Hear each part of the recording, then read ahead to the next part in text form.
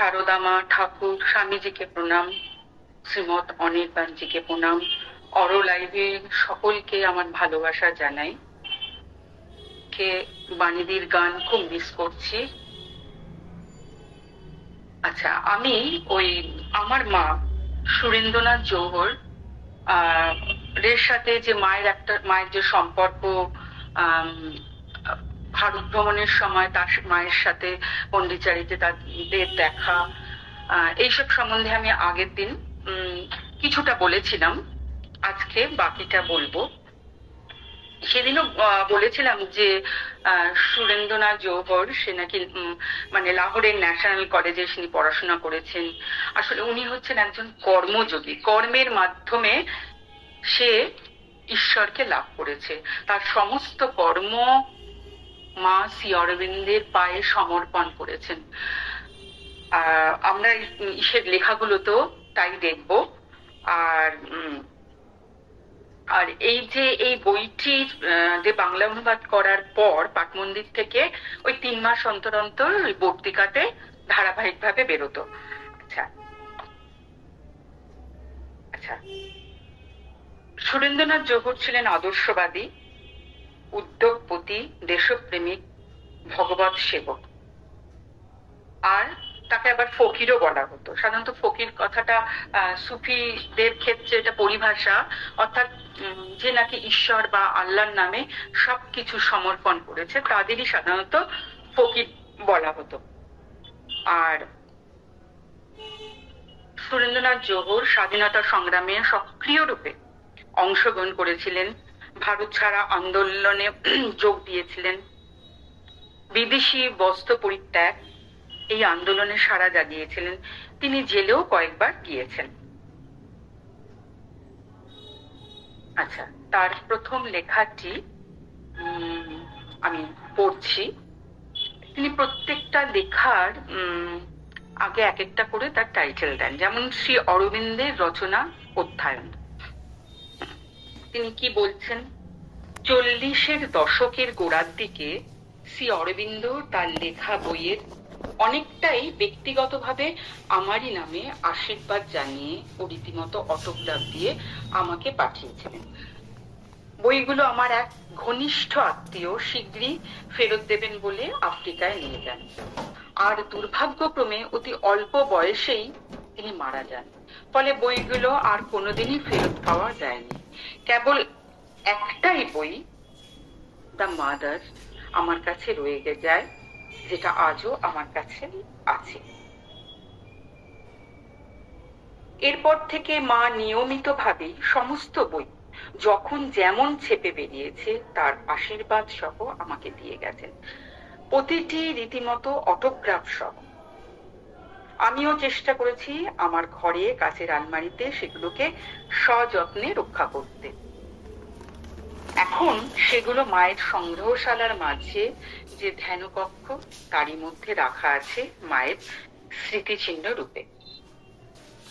আমি মাকে একথাও বলেছি যে আমার বই পড়ার অভ্যেস নেই, আর আমার সে সময় বা সুযোগও নেই। কেননা আমি বাস্তববাদী লোক, মায়ের কাজ নিয়েই ব্যস্ত থাকি।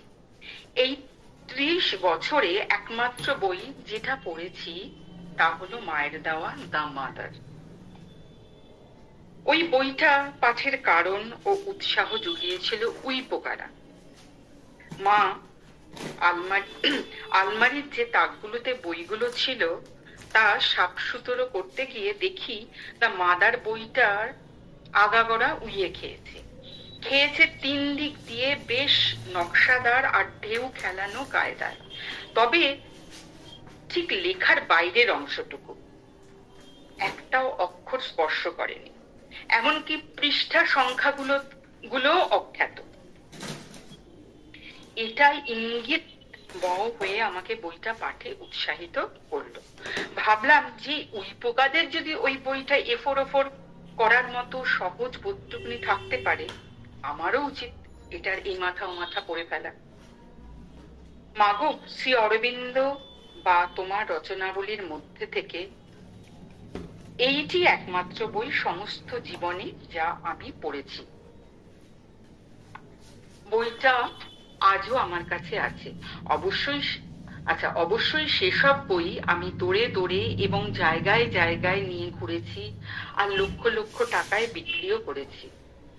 একবার এক বিশিষ্ট সাধক বিদ্রুপ করে মন্তব্য করেছিল, মানে একজন সাধক আরেকজনকে বলছিল সুরেন্দ্রনাথ জহুরের সামনে, কি বলছিলেন, দ্য লাইফ ডিভাইন বইয়ের কি লেখা আছে সে কথা ওকে জিজ্ঞাসা করো না, তবে ওটার ওজন কত তা অবশ্যই জিজ্ঞাসা করতে পারো, মানে তার সে বইটার ওজন কত তা অবশ্যই জিজ্ঞাসা করতে পারো।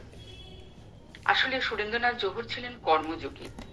তিনি কর্মের মাধ্যমেই তিনি ভগবান বা ঈশ্বরকে তিনি পেতে চেষ্টা করেছেন।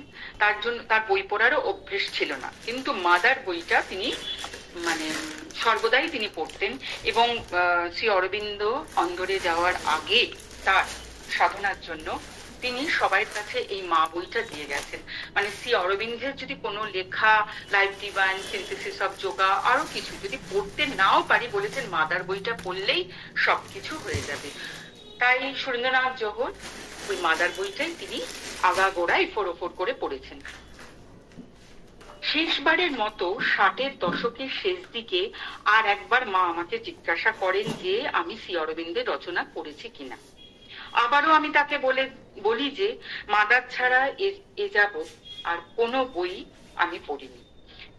মা চট করে ভিতরে গিয়ে একখণ্ড থটস অ্যান্ড অ্যাফোরিজমস নিয়ে এসে যথারীতি অটোগ্রাফ ও আমার নামের আশীর্বাদ লিখে সেটা আমার হাতে দিয়ে বলেন, অন্তত এই বইটা তুমি পড়ো। বইটাকে আমি মাথার বালিশের নিচে রাখার চেষ্টা করতাম, কিন্তু আমার যথাসাধ্য চেষ্টা সত্ত্বেও কয়েকটা পাতা ছাড়া এ পর্যন্ত বইটা আমি পড়ে উঠতে পারিনি। আজও সমানে আমি প্রার্থনা করে চলেছি এবং চেষ্টা চালিয়ে যাচ্ছি যাতে বইটা আমি পড়ে উঠতে পারি।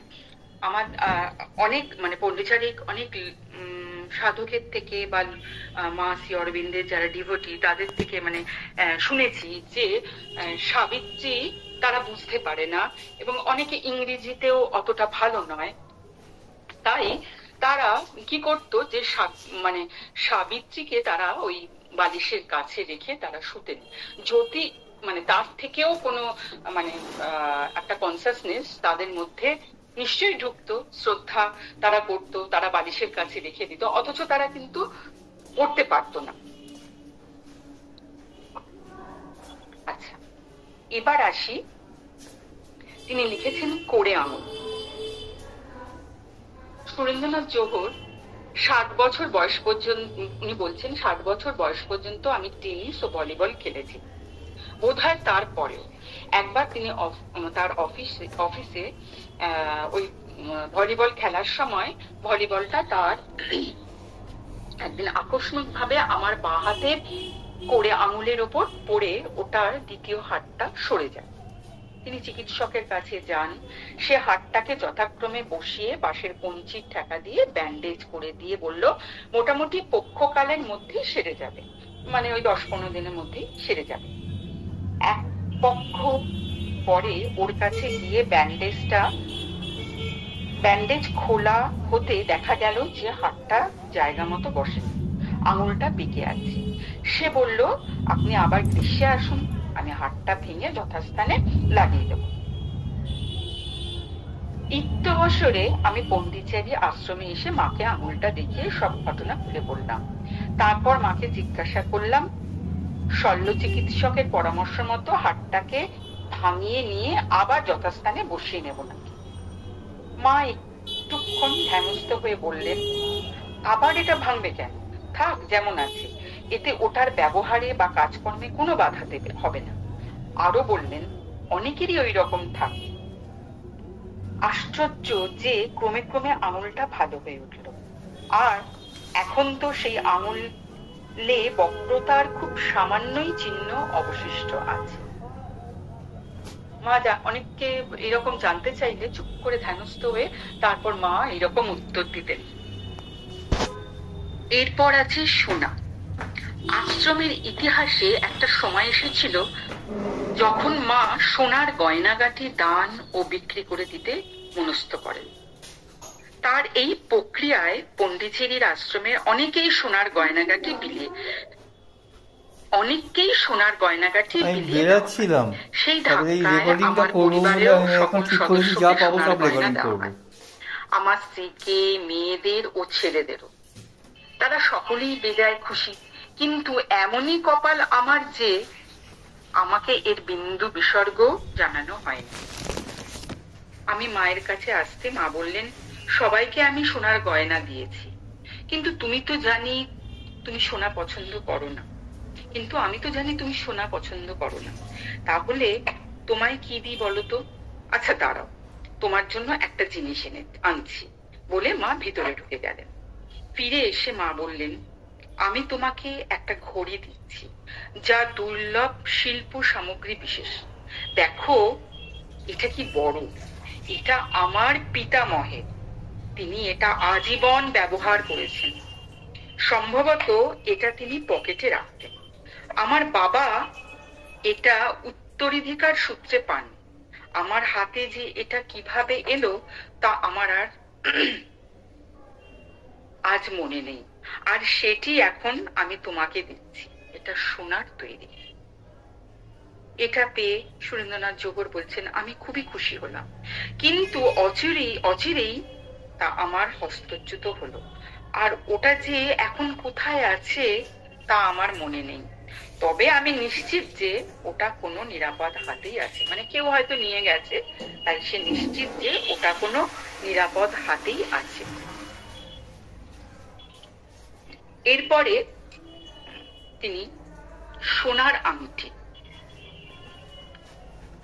বলছেন, একদিন মায়ের পায়ের কাছে বসে আছি, আর মা তার স্বভাব বৈশিষ্ট্য মতো হাতের ইশারায় আমার সঙ্গে আলাপ করছেন। মা তার হাতটা আমার দিকে মেলে ধরতেই দেখলাম তার আঙুলগুলোতে দামি দামি রত্ন আর হিরে বসানো 4-5টা ভারী ভারী সোনার আংটি। আমি বললাম, মা, আঙুলে এসব কি গুচ্ছের আংটি পরে রেখেছো? এসব পরে তোমার অস্বস্তি হয় না? অস্বাচ্ছন্দ্য বোধ করো না? মা ব্যাখ্যা দিয়ে এর যৌক্তিকতা বোঝাতে চেষ্টা করেছিলেন, কিন্তু কখনোই তা আমার মাথায় ঢোকেনি। তিনি বলেছিলেন, বুঝলে, এইখানা আমাকে দেন শ্রী অরবিন্দ, আর এই যে এটার একটা গুচ্ছ তাৎপর্য আছে। এইরকমই সব কটা আংটির জন্য কমি তার সব ব্যাখ্যা দেন।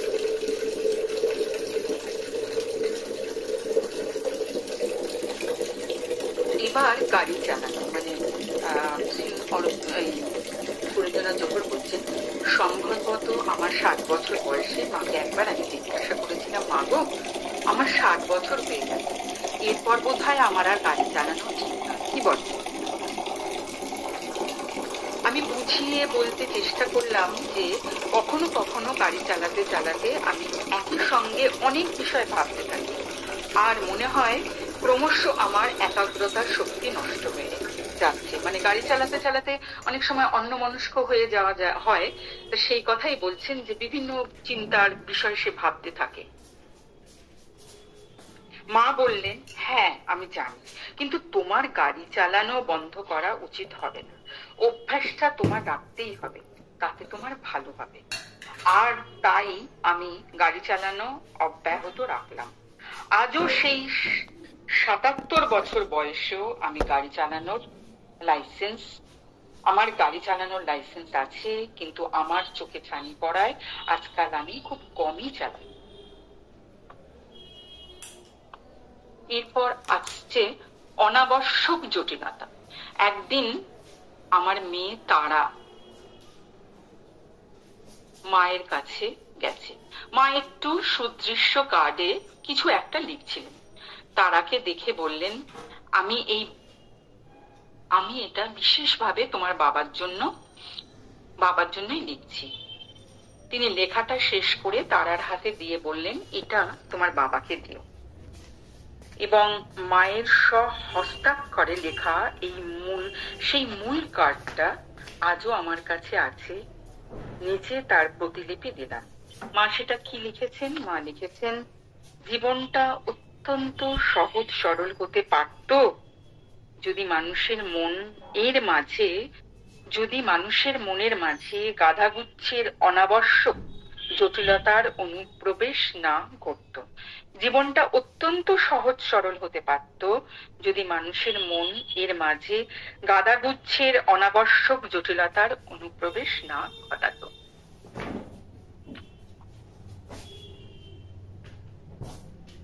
এরপর আমার সন্তানদের জন্য মিষ্টি।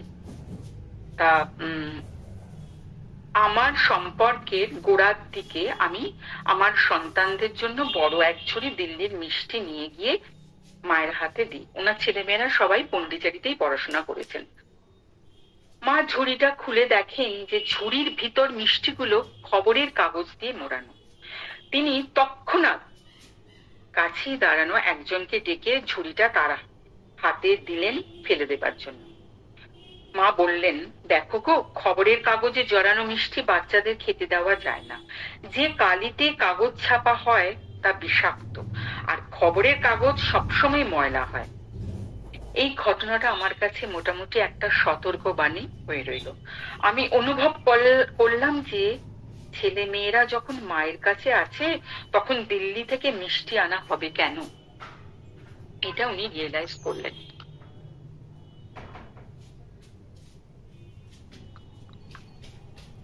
এরপর আসি দৈবী সংগ্রাম। মানে ওই দিল্লির যে অরবিন্দ আশ্রমে আগে যে মানে জায়গাটা কিনেছিলেন এবং সেটা যে অসুরদের মানে অসুররা আক্রমণ করে রেখেছিল, আর সেইটার থেকে কিভাবে সেই মানে আশ্রমটি গড়ার হয় মানে হয়ে ওঠে তারই বিবরণ এই দৈবী সংগ্রাম এখানে আমি পাই। বলছেন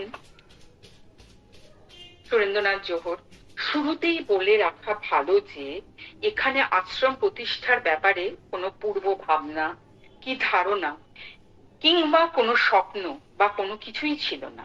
কোনো ইঙ্গিত, অভিপ্রায় বা ব্লু প্রিন্ট কি পরিকল্পনা তো দূরস্থান।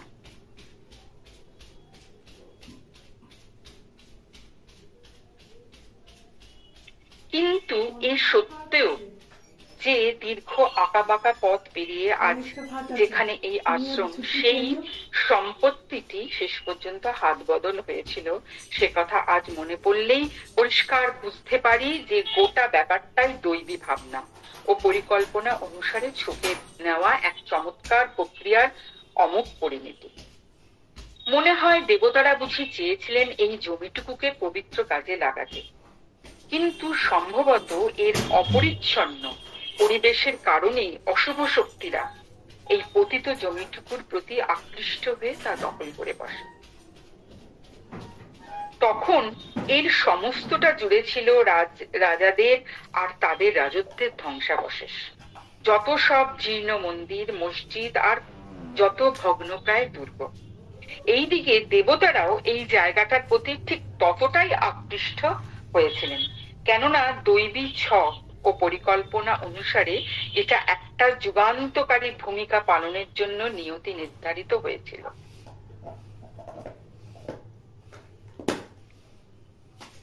আচ্ছা, যুদ্ধকালীন 1938 থেকে 40 সালের মধ্যে এই জমিটা কেনা হয়। স্পষ্টতই আসরিক শক্তিরা এই জমি সংগ্রহের মধ্যে ভাগবতী শক্তি সমূহের এক গুরুত্বপূর্ণ অগ্রগতির লক্ষণ দেখতে পায়।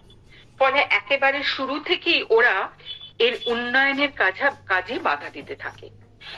তিনবার জমিটা আইনি ও অন্যান্য বাধায় ফসকে যায়।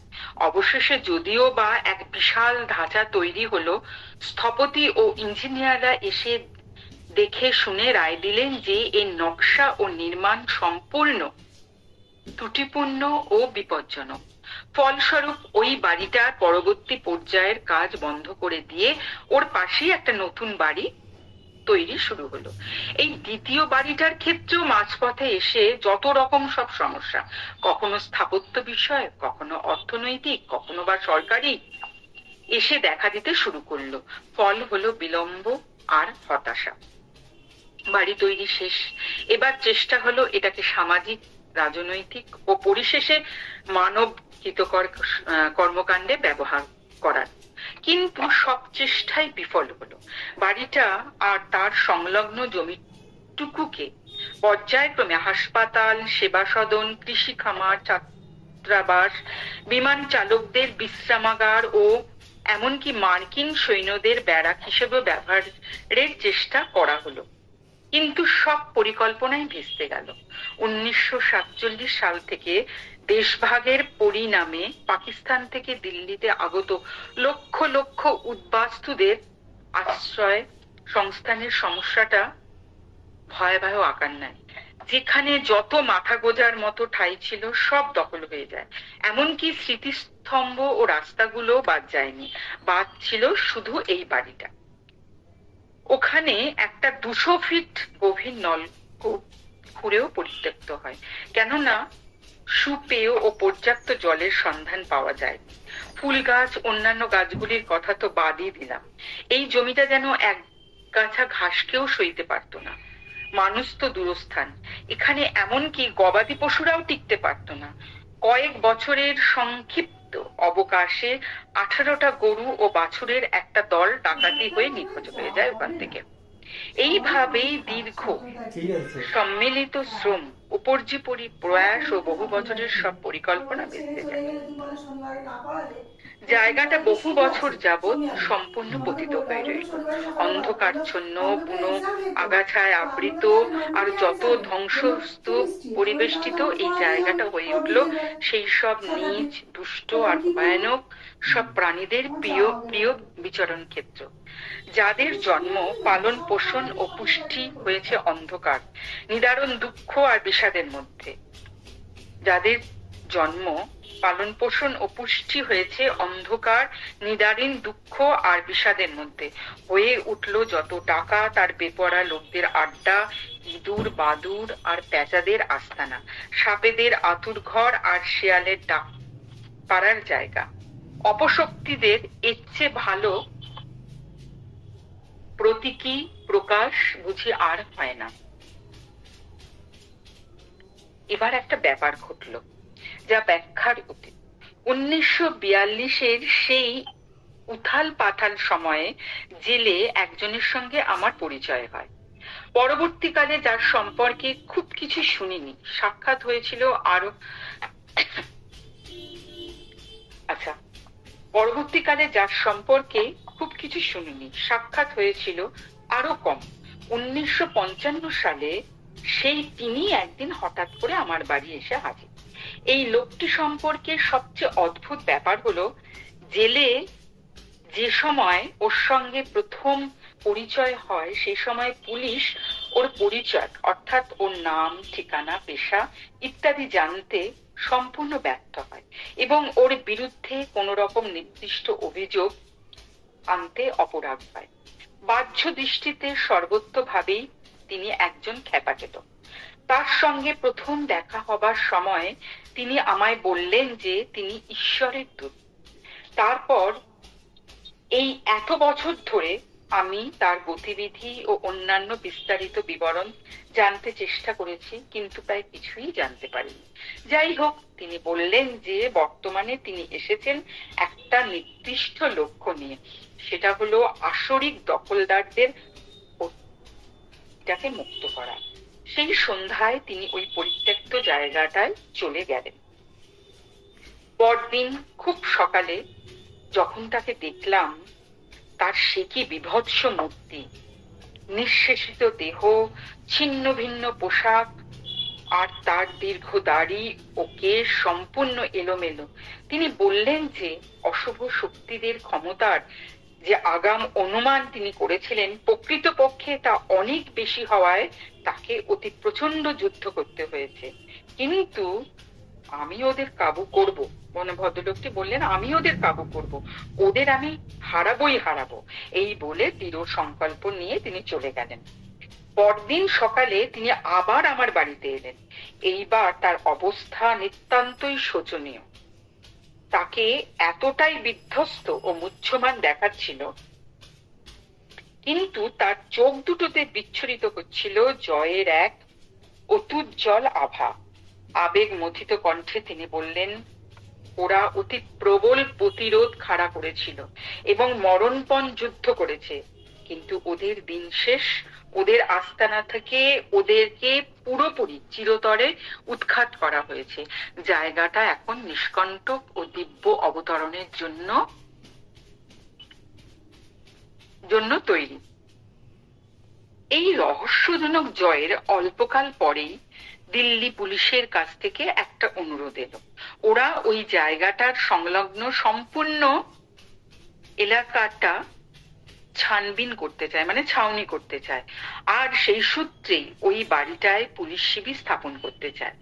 পরিণামে বন্দুক ও বেয়নেট সজ্জিত একদল সশস্ত্র পুলিশ এক সপ্তাহ কাল ওই বাড়িটার তিনতলায় এসে রইল। এভাবেই এটা ছিল সেই ঈশ্বরের দূতের সূচনা করা উচ্ছেদ অভিযান। এবার চাকা ঘুরতে শুরু করলো। উৎসাহ পেয়ে জায়গাটাকে আমি খেলার মাঠ, স্কুল, ছাত্রাবাস ইত্যাদি সহ এক বিনোদন কেন্দ্র রূপ দেওয়ার পুঙ্খানুপুঙ্খ পরিকল্পনা ছকে ফেললাম। তারপর সে কথা মাকে লিখে পাঠালাম। সর্বোপরি কিছু একটা আমাকে খোঁচাচ্ছিল মায়ের কাছে পাঠানো এই পরিকল্পনাগুলোতে শ্রী অরবিন্দের একটা স্মৃতি মন্দির নির্মাণের প্রস্তাব রাখি। মানে ওই দিল্লি আশ্রমের যে পরিকল্পনা তার সাথে এটা তিনি অ্যাড করলেন, শ্রী অরবিন্দের একটা স্মৃতি মন্দির নির্মাণের প্রস্তাব রাখি। তারপর এলো সেই ঐতিহাসিক দিন, যেদিন আমি মায়ের সঙ্গে সেই সাক্ষাৎকারের বিশেষ সুযোগ পেলাম। যে সাক্ষাৎকারের সময় মায়ের কাছে আমি জানতে চাই যে সময়ে সময়ে আমি তার কাছে যে নানা পরিকল্পনা পাঠিয়ে এসছি সেসব তিনি দেখেছেন কিনা, আর আমি যে এই ব্যাপারে তার কোনো পরামর্শ ও পথনির্দেশ পাইনি তাও জোর দিয়ে বললাম। মাকে বলল যে উনি যে পাঠিয়েছেন সেগুলো মা দেখেছেন কিনা। এরপরই মা বলেছিলেন, সে কি কথা, ওখানে তো শ্রী অরবিন্দ আশ্রমের দিল্লি শাখার প্রতিষ্ঠা হবে, আর অবশ্যই ওখানে একটা শ্রী অরবিন্দের স্মৃতি মন্দির থাকবে। সেজন্য এতদিন আমি শ্রী অরবিন্দের অমূল্য দেহাবশেষ সংরক্ষণ করে রেখেছি।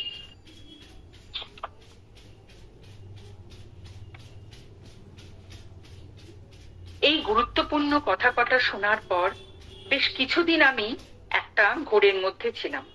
মনের সেই অবস্থাতেই আমি দিল্লি ফেরত এলাম। পন্ডিচারি থেকে তারপর দিল্লি ফেরত এলাম, আবার ওইদিকে পন্ডিচারি থেকে ডাকে একটা প্যাকেট পেলাম।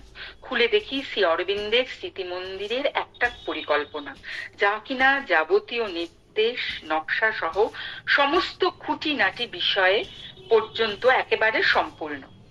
এরপর আর কিসের বাধা, পরিকল্পনাটাকে সরল করে দেওয়া হয়েছে, আহ্বানে সাড়া পাওয়া গেছে, সম্মতিও মিলেছে।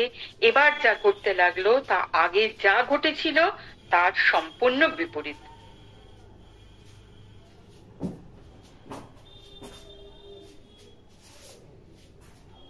আচ্ছা, মাকে শ্রী অরবিন্দ আশ্রমে দিল্লি শাখার উদ্বোধনের দিনক্ষণ স্থির করে দেবার জন্য অনুরোধ জানালাম।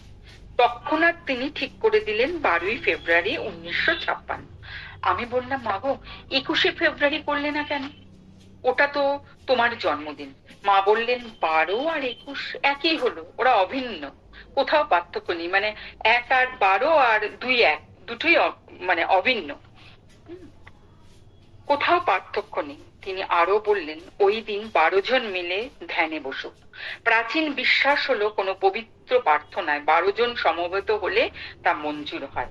এইভাবেই আশ্রমে দিল্লি শাখা প্রতিষ্ঠিত ও ধর্মসঙ্গত করা হয়। বছর 20 নিষ্ফল প্রয়াসের পর এবার যেন জাদুকাঠি স্পর্শে সমস্ত পরিকল্পনাগুলো বাস্তবায়িত হতে লাগলো। আগে যেখানে দিল্লিতে এক নাগাড়ে বিদ্যুৎ ঘাটতি হতো ও 6 কি 7 মাইল ব্যাসার্ধের মধ্যে কোনো বিদ্যুৎ সংযোগ ছিল না, সেখানে বিশেষভাবে আমাদের জন্য খুঁটি পেতে একটা বিদ্যুৎ সরবরাহ তার বসানো হলো, মানে বিদ্যুৎ তার সেখানে বসানো হলো। এর ফলে নলকূপে একটা জলের পাম্প বসানো সম্ভব হলো, আর সেই পরিত্যক্ত প্রায় নলকূপ থেকে পাম্প করে তোলা জল আশ্রমের জমিতে প্রবাহিত হয়ে গাছ গাছরা ফলিয়ে ফুল মানে গাছরা ফলিয়ে তুললো। যে জমির বেশিটাই এতগুলো বছর অনাবাদী হয়ে পড়েছিল, মানে যেখানে চাষ হতো না, অনাবাদী হয়ে পড়েছিল, তা এখন স্থানীয় কৃষকেরা ভাড়া নিল। এভাবেই আশ্রমের কাজের জন্য কিছু রাজস্ব সংগ্রহ হলো, মানে আশ্রমের কাজের জন্য কিছু রাজস্ব সংগ্রহ হলো চাষিদের থেকে। আরো বড় কথা, নানা উৎস থেকে ঝাঁপিয়ে সাহায্য আসতে শুরু করলো। স্থানীয় এক উদ্যান পালন বিশেষজ্ঞ এসে লন সাজানো, গাছগাছালি করার ব্যাপারে সুপরামর্শ দিলেন। এক কি দুইজন স্থপতি ও বাড়ি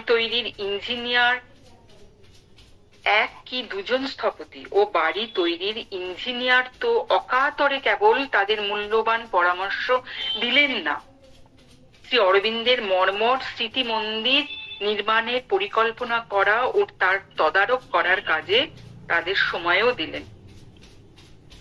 পয় প্রণালীর ট্যাঙ্ক ও পাইপগুলো পাতা, এমনকি স্যানিটারি জিনিসপত্র লাগানোর মতো বিভ্রান্তিকর সমস্যার সমাধান করলেন একজন স্যানিটারি ইঞ্জিনিয়ার। ছোট বড় আরো অসংখ্য সব অদ্ভুত ও কঠিন কাজ আর সমস্যার সমাধান ও পুনঃসমাধান করলেন এমন সব মানুষ যাদের সঙ্গে আপাতত দৃষ্টিতে আমার বা আশ্রমের কোনো সংস্রবই ছিল না। এইভাবে শ্রী অরবিন্দ আশ্রমের দিল্লি শাখা উদ্বোধনের মাস কয়েক পরেই মা দিল্লি শাখা স্কুলের উদ্বোধন করলেন। শ্রী অরবিন্দের দেহাবশেষের আবির্ভাব 1957 সালের 5ই ডিসেম্বর স্মৃতি মন্দিরে তার প্রতিষ্ঠাই সম্ভবত মায়ের করা শেষকৃত্য।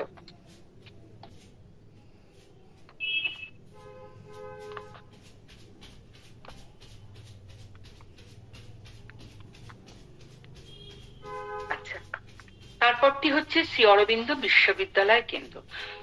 1951 সালে এই বিশ্ববিদ্যালয় কেন্দ্রটি প্রতিষ্ঠার ব্যাপারে আমি ছিলাম অন্যতম ক্ষুদে নিমিত্ত। আমি বুঝিয়ে বুঝিয়ে ডক্টর শ্যামাপ্রসাদ মুখার্জিকে এটা উদ্বোধন করতে রাজি করাই। বহুবার আমি মাকে প্রশ্ন করেছি, জানতে চেয়েছি এটার ভবিতব্য।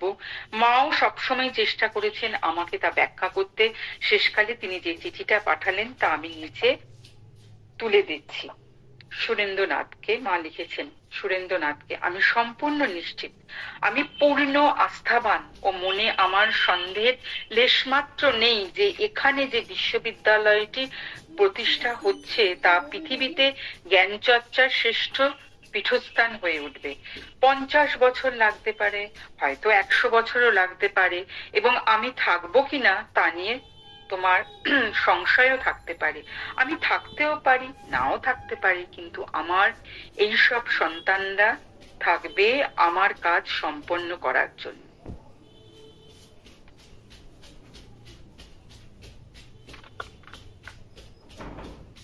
আচ্ছা, এরপর একটা হচ্ছে লক্ষ্য। আচ্ছা, আমি মায়ের কাছে প্রার্থনা করলাম যে শ্রী অরবিন্দ আশ্রমের দিল্লি শাখার লক্ষ্য কি তা ব্যাখ্যা করে সেটিকে একটি বাণীর আকারে লিখে দিতে। মা বললেন, আমি এক্ষুনি তোমায় দিচ্ছি। তিনি একটা সুদৃশ্য কার্ডে লিখে তা আমায় দিলেন। সেটাই তার স্বহস্তাক্ষরে আমি এখানে নিচে তুলে দিচ্ছি। ইংরেজিটা এত ছোট ছোট লেখা, বাংলাটাই বলছি। এই স্থান তার নামে যোগ্য হয়ে উঠুক ও জগৎবাসীর উদ্দেশ্যে শ্রী অরবিন্দের শিক্ষা ও বাণীর প্রকৃত মর্মকে প্রকাশ করে ধরুক। মা।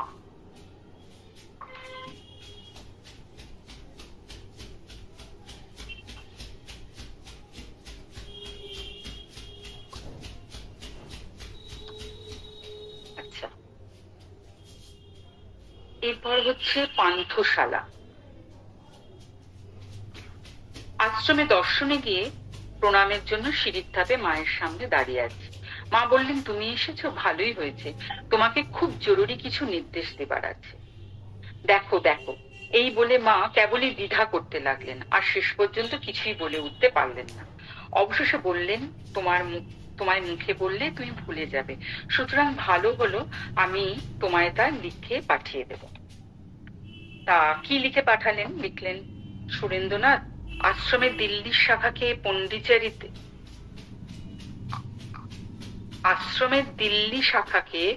পন্ডিচেরিতে আসা যাওয়ার পথে অতিথিদের অভ্যর্থনা জানানোর কর্তব্যটা পূরণ করতে হলে অন্তত একটা ভদ্রস্থ হোটেলে যেসব সুযোগ সুবিধা থাকে তার ব্যবস্থা করতেই হবে। অর্থাৎ কিনা একটা মোটামুটি রকমের আরামদায়ক আশ্রয়, পরিষ্কার পরিচ্ছন্নতা, স্বাস্থ্যসম্মত সুখাদ্য ও যথোপযুক্ত পরিষেবা চাই। ভরসা রাখি যে তুমি সের জন্য প্রয়োজনীয় ব্যবস্থাটি করবে। তোমাকে আমার ভালোবাসা ও আশীর্বাদ পাঠালাম, মা। আমরা তো আশ্রমে গিয়েও দেখি যে সেরকম কিছু নেই, অথচ কি পরিষ্কার পরিচ্ছন্ন ঘর, যেটুকুনি দরকার একটা টেবিল চেয়ার, যতটুকুনি লাইট, তারপরে বাথরুম একদম প্রতিদিন এসে বাথরুম সাফ করে দিয়ে যায়। তাই মানে ঠিক দিল্লি আশ্রমেও তাই, এত সুন্দর যে মানে ভাবাই যায় না। এরপরে স্বায়ত্তশাসিত প্রতিষ্ঠান। মা বলছেন, আমি দিল্লির সম্পত্তির ভার তোমার হাতে দিলাম, তুমি ওটার উন্নয়ন ও দেখভাল করো। তুমি হবে দিল্লিতে আমার নিজস্ব প্রতিনিধি। শ্রী অরবিন্দ আশ্রমের দিল্লি শাখা হবে স্বায়ত্তশাসিত সংস্থা, আর এর জন্য তুমি সরাসরি আমার কাছে দায়বদ্ধ থাকবে।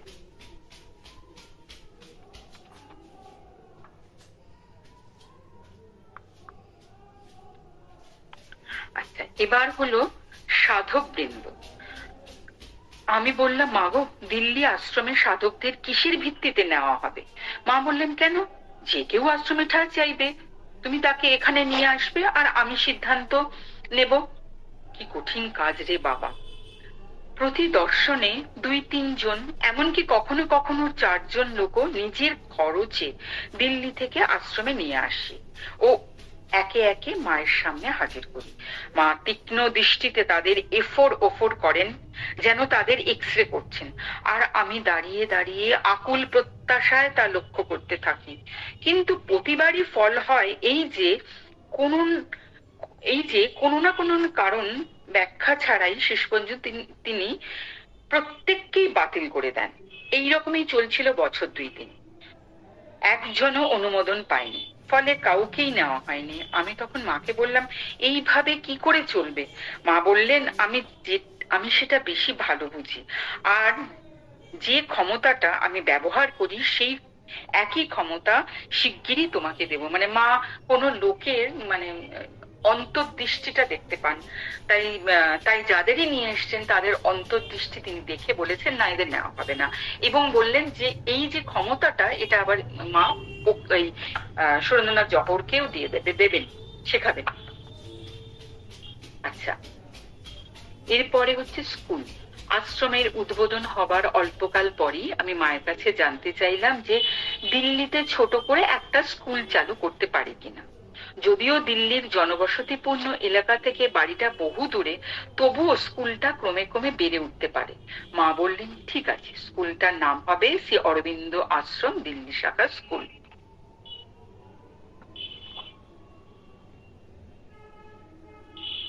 এবার হচ্ছে স্কুলের জন্য বাণী। এবার যথাসময়ে আমি মাকে অনুরোধ করলাম স্কুলের জন্য একটা বাণী দিতে। মা বললেন, আমি তোমার কাছে লিখে পাঠিয়ে দেব। এবং আচ্ছা, আর অবিলম্বেই স্বহস্তে লেখা সেই বাণী বিশেষ বার্তা বাহক মারফত আমার বাড়িতে পাঠিয়ে দিলেন। মায়ের হস্তলিপিতেই সেই বাণী নিচে হুবহুবু তুলে দিলাম। তাতে কি লিখেছেন মা? 23/4/56।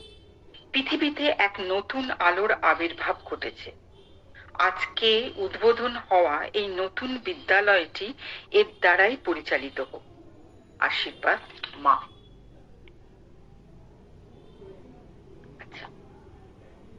একদিন হঠাৎই আমরা অধ্যাপক KR আয়েঙ্গারকে অধিষ্ঠাতা হিসেবে নিয়োগ করে মায়ের কাছ থেকে একটা দস্তাবেজ পেলাম, মানে চিঠি পেলাম। সেই দস্তাবেজের প্রতিলিপি নিচে দিলাম। মা কি লিখেছেন? শ্রী অরবিন্দ আশ্রম, দিল্লি শাখা। এতদ দ্বারা আমি KR শ্রীনিবাস আয়েঙ্গারকে শ্রী অরবিন্দ অন্তরাষ্ট্রীয় বিদ্যালয়, শ্রী অরবিন্দ আশ্রম, দিল্লি শাখা, নতুন দিল্লির অধিষ্ঠাতা নিযুক্ত করলাম।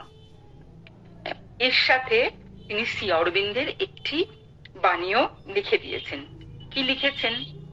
বিনা বীরত্বে মানুষ দেবত্বে আরোহণ করতে পারে না।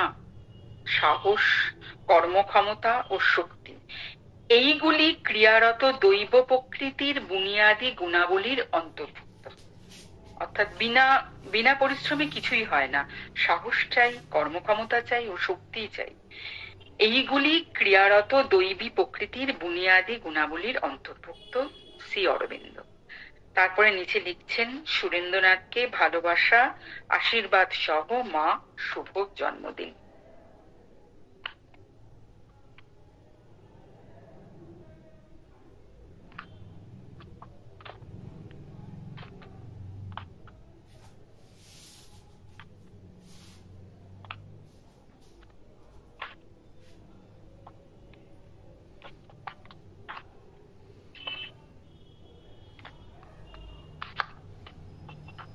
আচ্ছা, এইটি পড়ে আমি আজকে শেষ করব।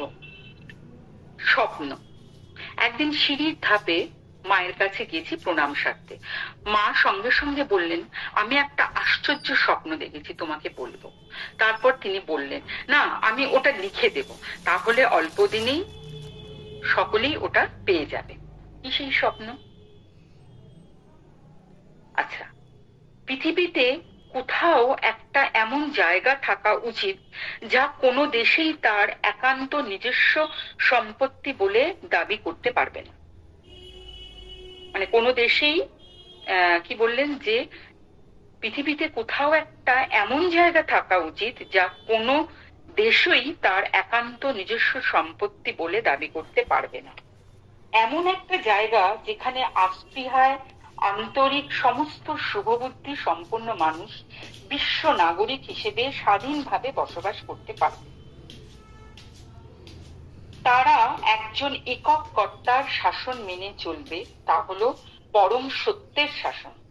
সে জায়গা হবে শান্তির, সমন্বয়ের, সুসংগতির, যেখানে মানুষের যাবতীয় যুদ্ধস্পৃহা প্রযুক্ত হবে একান্তভাবেই তার দুঃখ দুর্দশার কারণগুলোকে জয় করতে, আর তার অজ্ঞতা ও দুর্বলতাকে অতিক্রম করতে, তার সীমাবদ্ধতা ও অসামর্থ্যের উপর বিজয় প্রতিষ্ঠা করতে।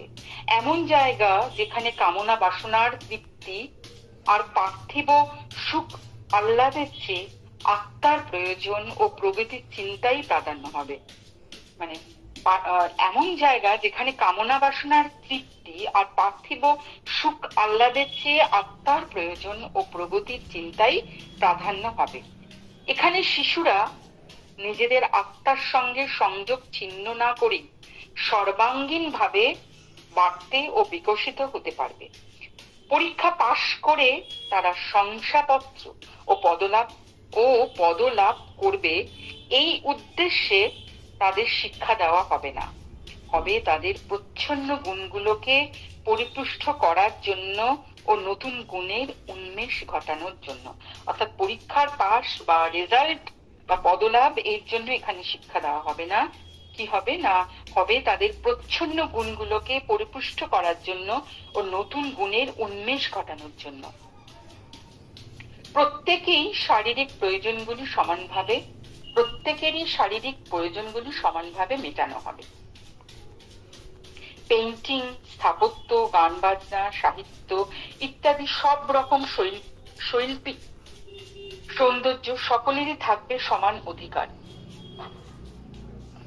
পার্থিব সম্পদ বা সামাজিক প্রতিষ্ঠাজনিত মূল্যের চেয়ে বেশি গুরুত্ব পাবে ব্যক্তিত্বের মূল্য। কাজ সেখানে জীবিকা অর্জনের উপায় না হয়ে নিজেকে প্রকাশে নিজের সম্ভাবনা ও সামর্থ্যকে বিকশিত করার ও একই সঙ্গে সমগ্র গোষ্ঠীর সেবা করারও পন্থা হয়ে উঠবে। মানে কাজের মাধ্যমেই কিভাবে নিজেকে প্রকাশ করবে এবং নিজের ভেতরে যে গুণগুলো সেইগুলো বিকশিত করবে, একই সঙ্গে সমগ্র গোষ্ঠীর সেবা করারও পন্থা হয়ে উঠবে। অপরপক্ষে এটাই আবার হবে প্রত্যেকের জীবন ধারণের উপায় ও তার কর্মের ক্ষেত্র। এটা হবে এমন এক জায়গা যেখানে মানুষে মানুষের সম্পর্ক, যা কিনা সচরাচর প্রায় সবটাই দ্বন্দ্ব বিবাদের উপর প্রতিষ্ঠিত। আমাদের এখানে যে আমাদের কারোর সাথে কারোর সম্পর্ক, ফাউন্ডেশনটা দ্বন্দ্ব বিবাদের উপরই প্রতিষ্ঠিত, পরিবর্তে হয়ে উঠবে সহযোগিতা, উপর্যুপরি ভালো ফলের জন্য প্রতিদ্বন্দ্বিতার সম্পর্ক, প্রকৃত ভ্রাতৃত্বের সম্পর্ক। অবশ্যই এরকম একটা আদর্শকে ফলিয়ে ধরার জন্য পৃথিবী তৈরি নয়, কেননা এটা গ্রহণ করা বা বোঝার জন্য প্রয়োজনীয় জ্ঞান আজও মানুষের আয়ত্ত হয়নি। তাকে রূপায়িত করার জন্য অপরিহার্য চৈতন্য শক্তিও। সেই কারণেই আমি এটাকে স্বপ্ন বলেছি। তবুও এই স্বপ্নটা বাস্তবে হয়ে ওঠার পথেই চলেছে। আমাদের ক্ষুদ্র সামর্থ্যের সঙ্গে সঙ্গতি রেখে ঠিক এই কাজটাই আমরা শ্রী অরবিন্দ আশ্রমে ছোট আকারে করতে চেষ্টা করছি। যেটুকুনি করতে পেরেছি তা পূর্ণতার থেকে বহু দূরে, কিন্তু তা প্রগতিশীল।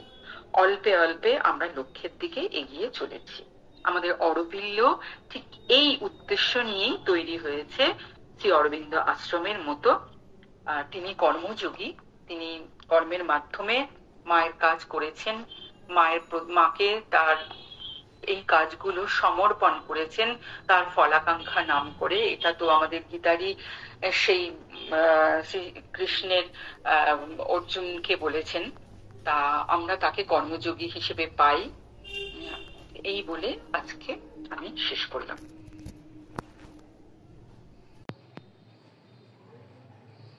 ধন্যবাদ গোপাদি, খুব সুন্দর। আমরা শূন্য জহরি সম্পর্কে ওনার ভাষায় মায়ের কথা শুনছি।